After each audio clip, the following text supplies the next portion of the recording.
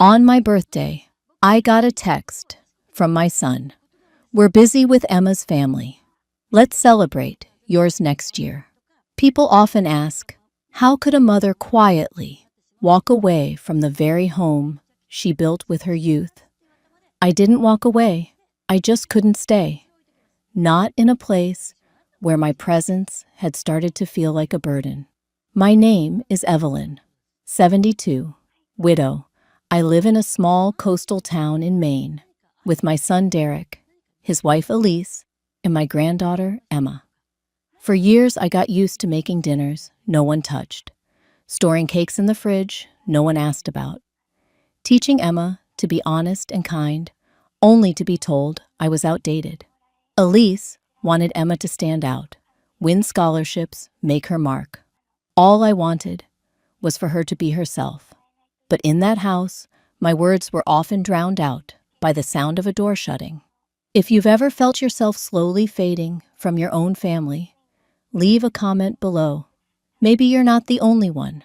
This isn't just the story of a mother quietly leaving the home she once protected with everything she had. It's about something deeper. What made her choose to disappear on Christmas, and why that choice changed the family forever. The story I'm about to tell is real. It's the journey of how I stepped out of the house they called home to finally return to myself. And it all began on what seemed like any other day, my birthday. On my birthday, the only message I got said, "We're with Emma at her friend's. Rain check for next year." Okay. I set the phone down on the wooden table. No bang. Just a slow, quiet breath. The cinnamon apple pie had just cooled. The crust had cracked slightly at the edges, but the scent was still warm, still sweet. I'd planned to place it on the table alongside the red linen I'd ironed that morning. Red bricks under old wood, soft yellow light overhead, a glass jar with a few sprigs of juniper. I'd imagined a simple dinner. A few familiar faces, a few kind words. I didn't ask for much, but that hope was undone by a message with fewer than 20 words. I didn't reply, didn't delete it either. I just stood there for a long time, as if waiting for a second message. A follow-up, an explanation, even a hint of hesitation in their tone. But nothing came. Nothing came at all. I folded the cloth neatly and tucked it into the drawer, wrapped the pie in wax paper, and slid it into the fridge. The house was silent. Elise and Derek had left early, said they were stopping by Emma's friend's place, then heading to Elise's parents'. Busy tonight, that's all they said. Emma had texted, "Sorry, Grandma. I'll make it up to you." She added a sad face sticker. A sticker. I didn't blame her. She's 17, caught between a quiet grandmother and a controlling mother. At least she tried. That was enough. I put on my coat, each movement slow, deliberate, as if my body needed time to accept that there was nothing left to wait for. The wind hissed outside the door. I pulled my collar up and stepped into the street. Snow dusted the town, like powdered salt, clinging to car rooftops. People were already hanging Christmas lights, red and gold, twinkling in white window frames, small pine trees, still wrapped in plastic netting. No one laughed loudly, but the air felt warm, the kind of warmth that comes from having someone to go home to. I wasn't going far, just to the cafe near the library. Claire owns it. She was in my English class, back in school. She always remembers my birthday. Every year, one free decaf. A quiet, happy birthday, Ev. She didn't ask why I was alone. Just poured the coffee, added a slice of pecan loaf. Homemade, she said. I nodded. My table looked out to the street. A little boy was hopping over a puddle, holding a donut sugar smeared across his cheeks. His grandmother called after him, "Don't run too far." Worried, but happy. I sipped the coffee, my hand stiff, my eyes not as sharp as they used to be. But that familiar bitterness still held the memory. I used to bring Emma here when she was little. We'd sit at this very table. She loved the cinnamon rolls, always asked for extra syrup. Later, Elise put a stop to it, said sweets were bad for kids, said this cafe wasn't the place for children. So I stopped. I didn't push. I came home just before 6. The sky had gone gray. A dim band of light stretched across the kitchen table through the window. I didn't turn on the light. My shadow fell against the kitchen wall, old and still. The cinnamon scent was fading. I opened the fridge, took the pie out, placed it on the table, and stared at it for a while. Not out of hunger, just habit. Something solid to look at, so I wouldn't have to look at myself. I reached for the plastic cake box, lifted the lid, thought about writing Emma's name on a note, then hesitated. My hands were shaking not from age, but because I wasn't sure the pie would ever be opened. I put it back, then went up to the attic. That's where I keep the old things' wedding photos, hand-knit sweaters, a few boxes of birthday cards Emma made when she was still in elementary school. I pulled over a wooden chair and sat down, surrounded by cold and dust. Wind slipped through the window cracks, stirring the lace curtain. There was a photo of me and Emma when she turned 6. Her hair in pigtails, holding a tiny birthday cake with a number 6 candle. I stood beside her, smiling wide. My eyes were bright, not from the candlelight, but from belief. I didn't cry. I just looked at myself in the photo, then looked at myself now and wondered, do I still have a place in that house? A quiet question, like a scratch on a mirror, invisible to others, but stinging every time you look.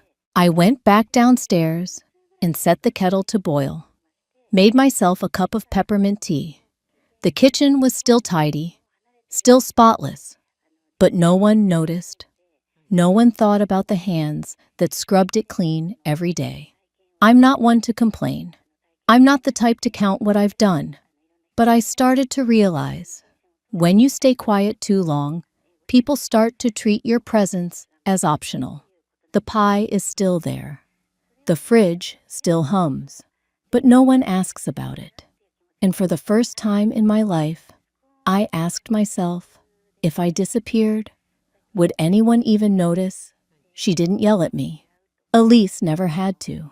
All she needed to do was close the door every time I tried to talk to Emma. The hallway downstairs no longer echoed with small footsteps in the afternoon. I still brewed tea and poured 2 cups, like always. The only difference now, no one touched the other cup. The pie was still in the fridge. I didn't open it anymore. This morning, I found a note Elise had left on the table. Emma needs her own space. Please understand. The handwriting was neat in black ink. No birthday wish. No signature. Just a few lines, like a receipt, clear, emotionless. I still wiped the kitchen counters. Still folded the napkins. The red one, with lace trim, same one I used for Emma's 6th birthday. That year, she smeared frosting all over my face and laughed so hard it echoed. Now, the table is still clean. But the seat across from me is empty. One time, I walked into Emma's room. Just wanted to ask if she wanted baked ziti for dinner. Elise was there. She stood up and gently closed the door. Didn't say a word. Polite, measured, but enough for me to understand there was no place for me there anymore. I had tried to believe I was still a part of this house, even a small part. A shadow by the stove. A pair of hands that quietly did the laundry. But Elise, she didn't attack head-on. She cleared the space around me, softly, deliberately. And Derek, he stayed the same. Avoidant, a pat on the shoulder every now and then, as if that was enough to call it understanding. That afternoon, I brought up the laundry, and happened to spot an envelope tucked between Emma's notebooks. Handwritten. Curious, I opened it. It was a letter to a creative writing camp, New Hampshire address. Emma had written, "I'm not good at piano. I want to write scripts. I haven't told my mom. My grandma says, do what you love." I sat down on the bed. I didn't know if she'd sent it yet, but the stamp was still unused, and the letter was hidden. That night, I didn't cook anything. Elise had guests from work. They opened white wine, baked seafood, cheese salad. The smell of grilled oysters crept up the stairs, clinging to the curtains and the tablecloth I had just washed. I stayed in my room. No one called for me. I heard Emma excuse herself to go upstairs. A chair scraped softly. A door closed. Silence. I sat there with the letter on my lap, picked up a pen, and wrote a few lines to my granddaughter. "I once dreamed of becoming a nurse. But your grandfather said, 'We don't need another caretaker. Just take care of the kids.' I didn't blame him. But to this day, I wonder, if I hadn't given up back then, would life have turned out differently, Emma? If you still want to write, then write." I wasn't sure if I should give it to her. I placed the note in a plain white envelope. No name on it. The next morning, I slid it under her toast tray, like a note tucked beneath a plate. But Elise came down first. She cleared the tray, poured the orange juice, and no one mentioned the letter. I returned to my room and stood by the window. Outside, the wind was pulling the last few leaves off the trees by the porch. In the distance, I heard the school bus horn. Emma stepped out wearing headphones, a thick coat. She didn't look back. I wanted to run to her, to say something, to take her hand, or at least fix her collar. But I couldn't move. Something held me back. A quiet chain between me and the doorway. I didn't speak, didn't tap on the glass. I just stood there until Emma's shape blurred behind the bus window. That afternoon, I heard her whispering in her room. A video call. "Where's your grandma? She's busy." Her voice wavered. The friend on the other end laughed. "But she tells the best ghost stories." "Go get her," I heard. Emma go silent, then quietly say, "She doesn't live here anymore." I didn't go in. I turned away.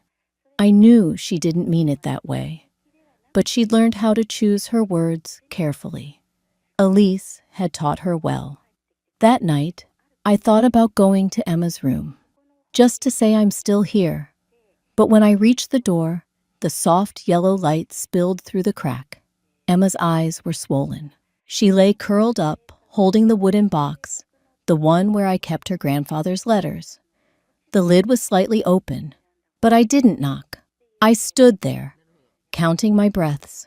Not long after Elise appeared, she gently pulled the door shut. A soft click. I went back to my room, laid down on the bed, left the light on. I used to think the worst thing was being ignored, but now I know it's when people begin to erase you completely. Emma fell in love with a classmate. She told her parents, and the first thing they did was ground her, take her phone, and cut off contact with me. The news didn't arrive in words. It came through absence. No footsteps, no chair moving, no doors opening, just the porch light glowing through the night, with no one stepping outside. I knew something was wrong when I saw the landline unplugged. For the first time in 10 years, I heard the upstairs door lock. Derek changed the Wi-Fi password. Elise sent a single line in the family email. "We need to adjust the environment so Emma can focus on her studies. No contact for now." For now, a soft phrase, used to shut someone out completely. I didn't call, didn't ask. I waited, but no one came down the stairs. On the night of the Christmas Lights Festival, the houses down the street lit up like paintings. The smell of cinnamon burning wood and distant music drifted in from the town square. I sat in the reading room and opened an old photo album. My hands trembled, my eyes blurred, but one picture held me longer than the rest.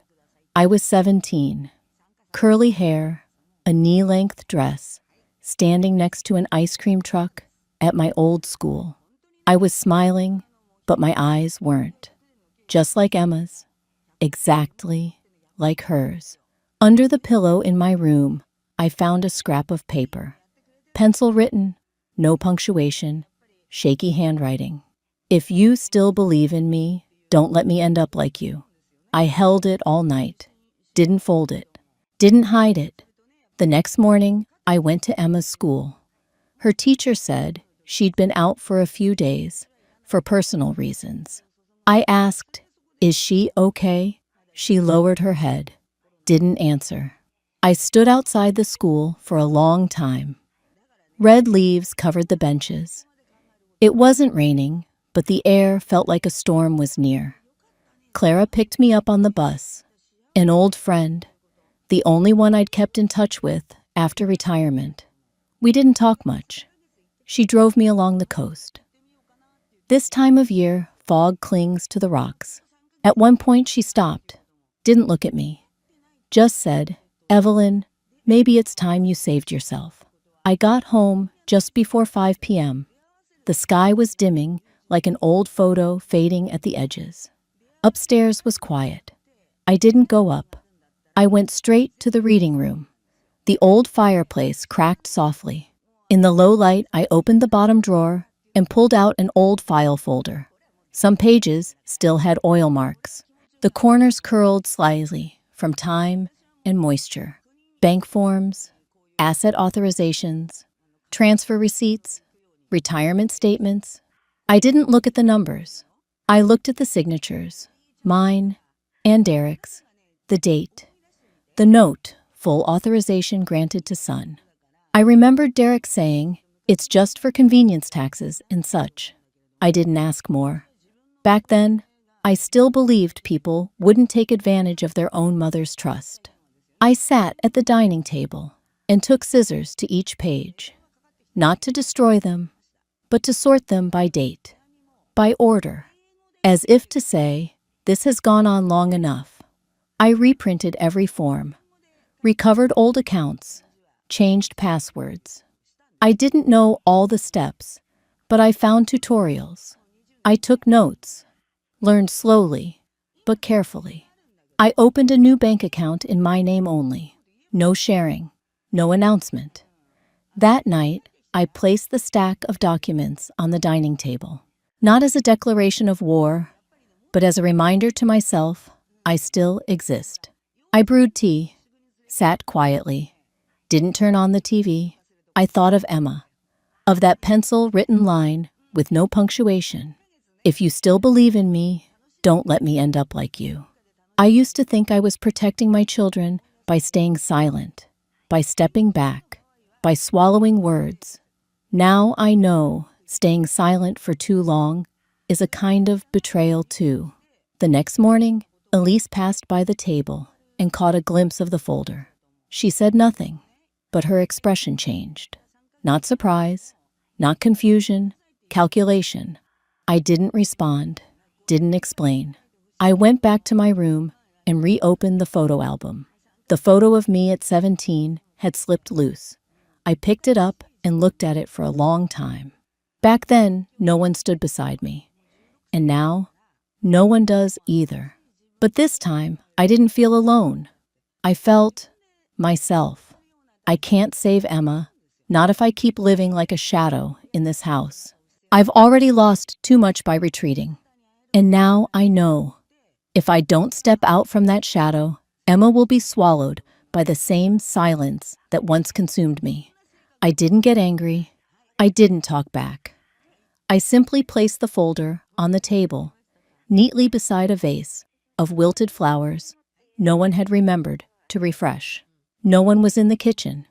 Derek and Elise had taken Emma out early. Intense exam prep, they'd said. I heard the upstairs door close. No one came downstairs. No one said good morning.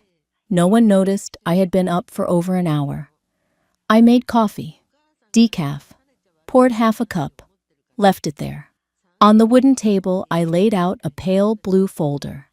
No lock, no string, no note. But inside was something they'd need to read carefully, if they still intended to use the money I once set aside for them. I'd moved all my retirement savings to an independent system, revoked all authorizations, disconnected every shared link with the family accounts. I didn't hide it, didn't announce it. My signature was still steady, clean, unwavering, like the one I signed the day I brought my husband home from the war. It was winter then, too, cold, just like today. I sat down and wrote a letter to Emma. Thick ivory paper, a snowflake embossed in the corner. I'd bought it last year for Christmas cards that no one remembered to ask if I ever received. I used a violet ink pen. Short sentences, no advice, no instructions. Just, this: I'm not leaving you. I just don't want Emma to grow up carrying the same regrets I did. I folded the letter, placed it in an envelope, unsealed, left it beside the photo album. The bag I took wasn't large. A gray wool coat, a photo of him wrapped in a handkerchief, a small ledger, 2 pairs of socks, a pouch of oat cookies, my ID, some cash, not much, just enough to get somewhere without a name. I left the house just as snow began to touch the front steps. The sidewalk was still dry, but not for long. I locked the door, didn't take the spare key. No one saw me leave. No one asked where I was going. No one knew it was the last time I'd step across that threshold as someone who belonged to that house. Clara waited at the end of the street. She didn't wave, just tapped the steering wheel gently when she saw me. No texts, no explanations. Clara understood the way old friends do. No past needed, no future expected. Just a quiet enough reason for neither of us to ask more. I got into the car. The windows fogged. Our breaths collected in droplets. The engine rolled slowly, turning onto a smaller road. I didn't look back, but when the car paused at the intersection, I glanced at the rearview mirror. The house was still there. No lights on, no curtains drawn. I didn't cry. The bus stop was beside the old ceramic shop. The sun hadn't fully risen, but the shop's window reflected a faint yellow glow. The owner, an old man with long gray hair, always opened by 5 a.m. I once bought a green teapot there, the kind with chipped glaze at the rim. He never remembered my name, but always said, "People who drink tea don't need to rush." I sat on the bench by the stop. The bay wind crept through the collar of my coat. I didn't pull up my scarf. I wanted to remember the cold mark, it clearly as the moment I left. Clara didn't say anything else. She sat beside me quietly. One of her wool gloves had a loose thread. I saw her aged hand curled gently underneath. "Haven't decided where yet?" she finally asked. Not pressing, just to fill the breath between us. I nodded. "I don't need to know where. I just need to know I won't be staying." The bus was 5 minutes late. A silver, long-distance line. Low steps, few passengers. The driver nodded as I handed him my ticket. I walked down the aisle and chose a window seat. Clara didn't get on. She just touched my shoulder, then turned back toward the old street. I leaned my head against the glass. No one looked for me. No one waved from the house. No messages. No calls. I thought of the folder. Wondered if they'd opened it yet. If Elise realized it was a full revocation of access, or if she dismissed it as some quiet rebellion she could reverse with a few calls. I didn't know. And now I didn't care. On my lap, I held the old bag tightly. Not for fear of money, but because inside was the one piece of memory I chose to bring, a sticky note Emma wrote when she was 9. Grandma is home. She's the place I can breathe. I smiled when I first read it. Now it stings. Outside, the lampposts receded one by one. Their lights faded gently. Maine blurred behind me, like a photograph developed with the wrong focus. And I sat there, still unnamed, still unseen, a figure in motion no one thought to follow. I left no Christmas wishes, because I've stopped waiting to receive any. When they came home, dinner wasn't cooked, the table was bare, and their mother was no longer there. I don't know if it was cold when they opened the door. Maybe it was already dark. Maybe the snow had begun to fall. But in that house, the one I spent my whole life keeping in order, no one put a pot on the stove. No one set out napkins. Dinner, like so many years before, existed only in memory, never in reality. I didn't leave a long letter, just a single page tucked neatly inside the folder, a revocation of account access, a notice that all legal matters had been reassigned to private control, and one short line at the end, I'm well, but I want to live for myself just this once. They didn't call right away. Maybe at first they thought I'd stepped out to buy something, but when they opened the fridge empty, no soup, no pie, no scent of anything, that's when something unfamiliar crept in absence. The very thing I used to bring into that house each day, through silence, was now the thing that frightened them most. Derek called Clara 3 times. No answer. Elise stood staring at the wooden kitchen chair, the one I used to sit in almost every day, cup of tea in hand, eyes on the garden. They had told me, "You can sit there, just don't distract Emma." And I'd nodded. Back then, I thought being allowed to sit was enough. This time, Elise said nothing. No sharp words, not even a sigh. Emma came downstairs, music theory notebook still in hand. She didn't ask, "Where's Grandma?" Didn't cry, didn't panic. She just said softly, like a breeze slipping through a cracked door, "Did she say anything to me?" No one answered. Where I am now, there's not much noise. It's a small wooden house deep in a pine forest. Clara found it back when her husband was still alive. The owner has since passed. His nephew rents it out cheap, no questions, no paperwork, just quiet. Clara brought a few things: whole grain bread, homemade jam, a hand-drawn map of local bookstores. She didn't ask why I left, just said, "If you want, I can leave you the spare key." I nodded. In my bag was a photo of my husband, back when he worked at the lighthouse, and a smaller photo, me and Emma, from a state park camping trip. My hair a mess, her shirt stained with ice cream. Both of us laughing until our faces wrinkled. I taped that photo onto a card, wrote one line on the back, "If one day no one is stopping, you come find me." I sent it just to Emma. No other words. Elise found the envelope first, probably because Emma's name was handwritten in my handwriting, this time steady. Derek opened the larger letter. When he got to the final line, I could picture his hand freezing, then slamming it on the table. He had never read his mother's letters carefully, but now he had to. In the letter, I didn't accuse, didn't scold. I just listed 1. Bank accounts are no longer linked to the family. 2. All legal decisions are now protected under personal counsel. Any disputes will go through my lawyer. 3. I'm not coming back, Elise shouted. So that's it. She's cutting us off. Just like that, no one responded. Emma stood still holding the card. Read the words on the back of the photo, then folded it, tucked it into her coat pocket. That night, no one cooked. Derek rummaged the cupboard, pulled out a can of soup. But the gas had been turned off. I forgot to mention that. I did it that morning, like I always did.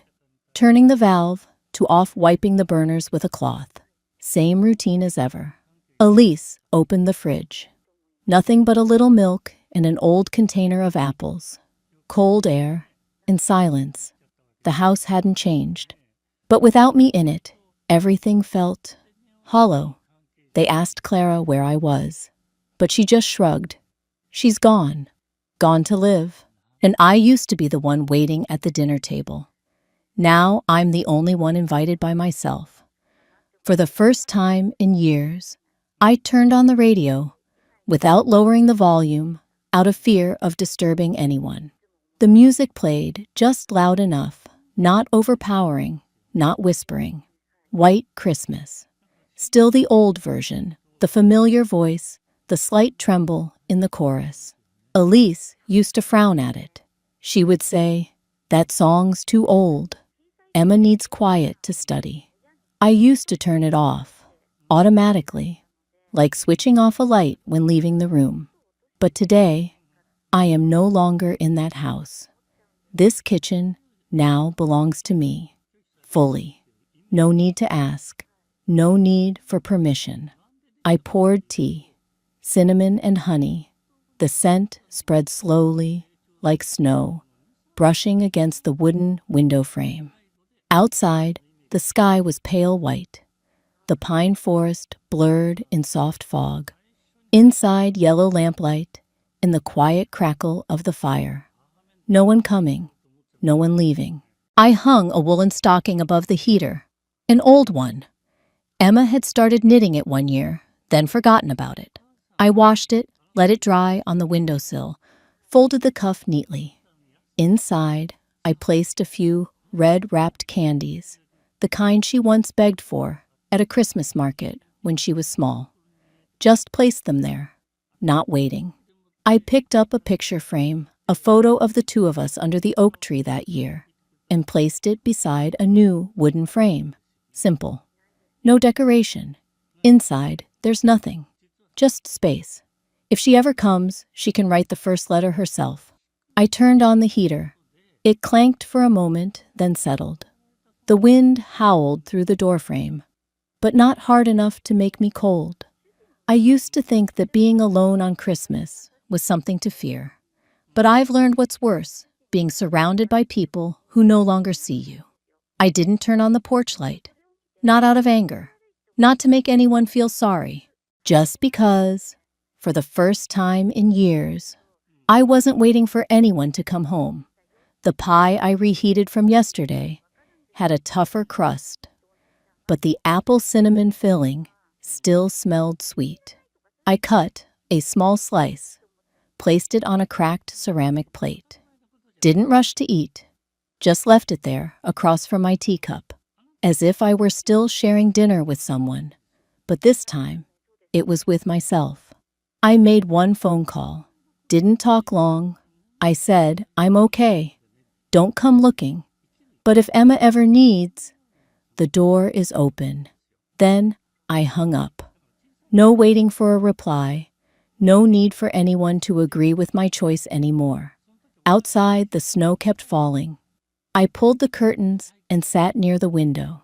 In my hands was the old photo, me at 17. Braids in my hair, eyes steady. Emma once asked me, "Grandma, did you ever do what you really wanted?" I had only smiled. Now I know the answer. I didn't win anything, didn't take back what was lost. I simply chose to stop needing permission, to live for myself. Slow, but certain. Quiet, but true. I used to believe that sacrifice was love. But now I understand, if you don't learn to value yourself, even the ones you love can turn away.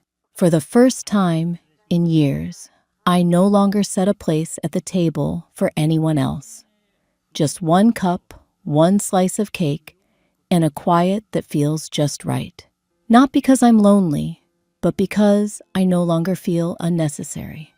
Some people spend their whole lives giving, but forget one simple truth: if you don't learn to value yourself, even love can grow cold. Like an old sweater that once kept the whole family warm through winter. then tucked away in a drawer, unthanked, once no one feels cold anymore. If you've ever stayed quiet, so you wouldn't disturb anyone, if you've ever stepped back, so someone else could move forward, maybe today is the time to ask, do I still have space in my own life? And if this story touches something in you, share it with someone else who might also be searching for their voice again.